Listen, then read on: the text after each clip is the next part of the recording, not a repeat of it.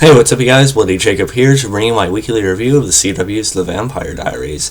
This week we've seen the mid-season premiere, which was Season 7, Episode 9, entitled Hell is Other People. And yeah, so we're back from the break. It's been a little while, but, I've sort of been a little bit mixed about the season so far. Definitely not the best, but it's had some moments here and there that I've thought have been pretty good. But as far as this particular episode goes, it was okay.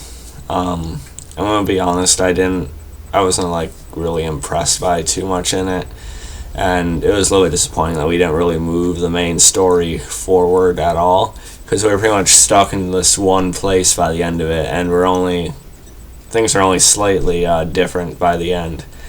So that part bothers me a little bit, but there was some good to come out of this episode, or there was some things I did enjoy about this episode at least. The whole episode, there's not much to talk about story-wise. Like I said, nothing really moved forward. We just seen what we knew we were going to see from the trailers, and that's Damon, trapped within the Phoenix Stone. And, it had a lot of potential to see some really interesting stuff. Because it's supposed to put you in your most traumatic places or situations that, are like a way to try and get you to reflect on, those moments in your life, those heavier, darker moments in your life and stuff like that, try and do things differently or something. That's what it's supposedly trying to get you to do. But basically a never-ending torture in a loop over and over, though. And so throughout the episode, we see Damon. He's back when he was in the Civil War in 1863, and that was the year before Catherine came into the Salvador's life and stuff. I always remember 1864. Yeah, I miss Catherine too, guys. But anyway, I did like the environment and the way the set looked with the whole Civil War time period. I thought it was pretty cool, and in a way I didn't mind that it focused on that. More so than just going, with the Julian thing again or something like that. Because honestly, the Julian thing's been a little bit to me. But, so I did like seeing the environments. But I thought, as much as I love Damon, I feel like Ian Somerhalder's acting in this at times a little bit. The way he chose to portray or speak in certain ways. I know he's supposed to be younger and stuff and more innocent, but still I thought it was a little bit shaky with it. But I did like the situation, seeing him having to go to go find the Union sympathizers, because even though he didn't agree with the South Side's message or their idea about the slavery and everything else that was involved with that, of course their father, Giuseppe, pretty much forced them to join the army, and they were in the South, so what was going to happen, So I like the situation of him having to, face, that massacre he caused at the house, where the people were housing, the Union soldiers and stuff like that, and how it basically ended up turning into a massacre. As the family actually tried to defend them too, so they were killed in the crossfire, and the Union guys were killed anyway. But like Damon, I kind of shared his thought that this is the spot they put him in. Out of like everything they could have put him through again, it's Union, it's the war, the Civil War and stuff like that.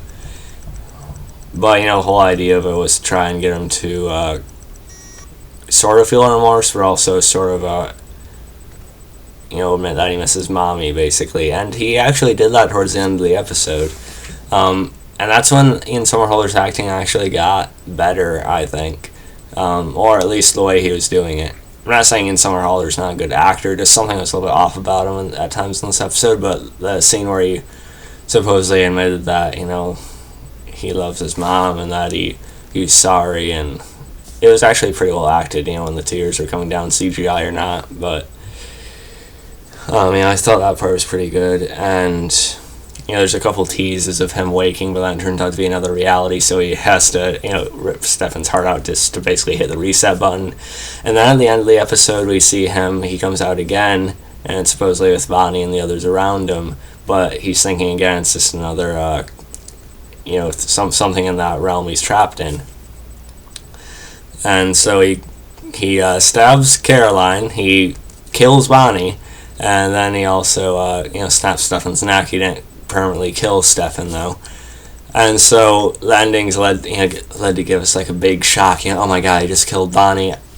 He should have killed Caroline, but I'm not sure because she didn't really go all pale and veiny and stuff. But I don't know why Damon would have missed her heart in that instance if he was going for it like that. But plot, we have to keep Caroline alive for some reason. But if any of them were actually killed there, I wish it was Caroline. Better not be Bonnie. And no, I don't believe any of them are actually dead. The show's had a couple big deaths in it, but it's to the point where I know they're not going to kill off certain major characters. And, so with this, I don't really believe that Bonnie's dead. And Stefan's obviously not dead either way. So it's kind of... It would work in other shows, but it doesn't in this one, just because of the way they keep characters alive all the time. And that kind of hurts it at times, but, it is what it is. I still really enjoy it depending on the story and stuff. The story's just been, like I said, okay this season. So even though I don't believe any of those characters are dead, I am curious to see what is going to come out of this, with Julian, and if they're still alive, then, how are they going to respond to that? That could be pretty fun. But anyway, that's pretty much my thoughts on the episode. Like I said, not a whole lot to talk about, with this episode, because the plot didn't move forward very much. But I did like seeing the Civil War environment and stuff like that. I thought that was pretty well shot and it looked nice and everything. But so let me know what you thought about the mid-season premiere episode. I will be putting up my originals review later tonight, which was a great episode, by the way. We'll talk about that later, though. I hope you guys enjoyed this. Sorry for the shorter video, but I'm sure some of you don't mind that either. But so it is nice to have the show back, though, whether it was a Snow K episode or whatever, but... And it also does fit that I now have Vampire Diaries, the poster in the background, so that's great. So, catch you guys at the originals review. Follow me on Facebook, Twitter, MoviePilot, theprincebulda.com. Catch you guys later, and peace.